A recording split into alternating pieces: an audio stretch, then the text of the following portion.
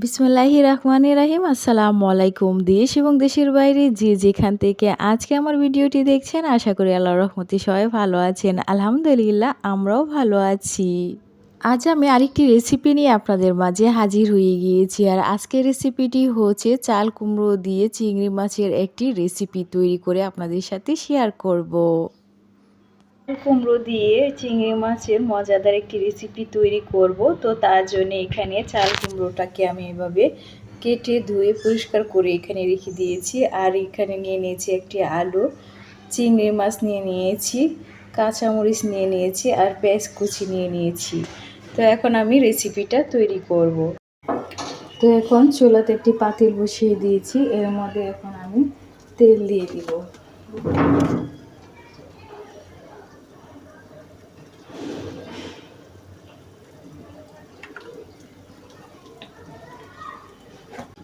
তো তেলটি গরম হয়ে এসেছে, এখন এর মধ্যে পেঁয়াজ কুচি দিয়ে দিচ্ছি।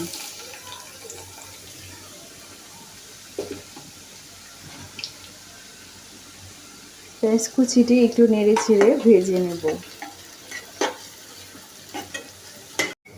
তো পেঁয়াজটা ভাজা হয়ে গিয়েছে, এখন আমি এর মধ্যে সামান্য পরিমাণে পানি অ্যাড করছি। পানি অ্যাড করে এখন সব মশলা একে একে এর মধ্যে দিয়ে দেব।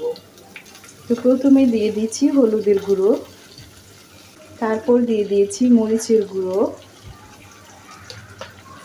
ধনে গুঁড়ো, আদা বাটা, জিরা বাটা,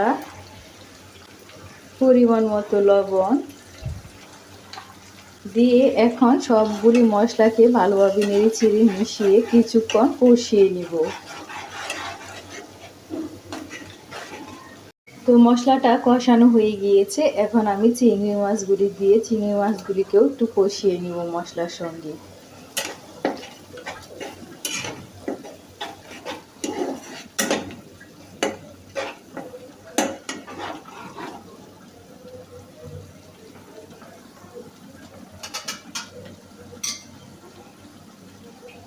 তো একটি ঢাকনা দিয়ে ঢেকে কিছুক্ষণ কষিয়ে নিব মাছগুলিকে।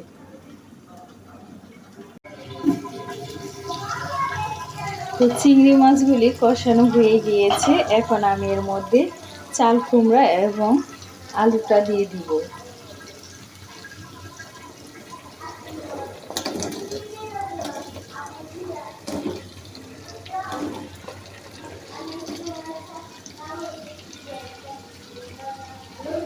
তো চাল কুমড়া এবং আলুটাও আমি একটু কষিয়ে নিব, কষিয়ে তারপর এর মধ্যে পানি অ্যাড করে দিব। তো এখন মশলার সঙ্গে ভালোভাবে আগে মিশিয়ে নিচ্ছি।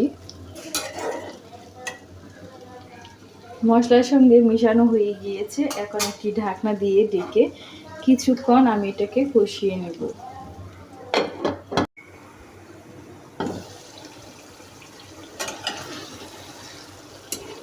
তো চাল কুমড়াটা থেকে অনেকটা পানি উঠে এসেছে, তো এই পানিটা দিয়ে চাল কুমড়াটাকে কষিয়ে নিব। কষিয়ে তারপরে এর মধ্যে পানি অ্যাড করব।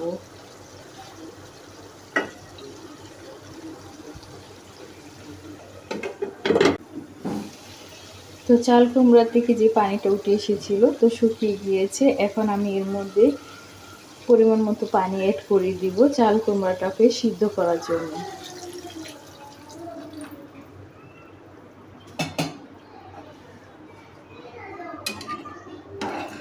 তো প্রতিদিনের মতো আজকেও আপনাদের কাছে আমার একটি রিকোয়েস্ট, আমার এই রেসিপিটা যদি প্রথম থেকে শেষ পর্যন্ত দেখে সামান্যতম পরিমাণের ভালো লেগে থাকে তাহলে প্লিজ একটি লাইক এবং সাবস্ক্রাইব করবেন।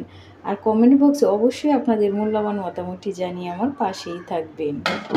তো এখন ঢাকনা দিয়ে ঢেকে দিয়েছি, চাল কুমড়াটাকে সিদ্ধ করে নেব এবং ঝোলটাকেও শুকিয়ে নেব অনেকটা, তার জন্য।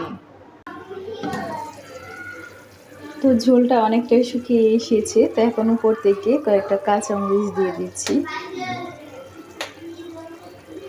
তো আর 5 মিনিট রান্না করে তারপরে আমি তরকারিটা চুলা থেকে নামিয়ে নেব।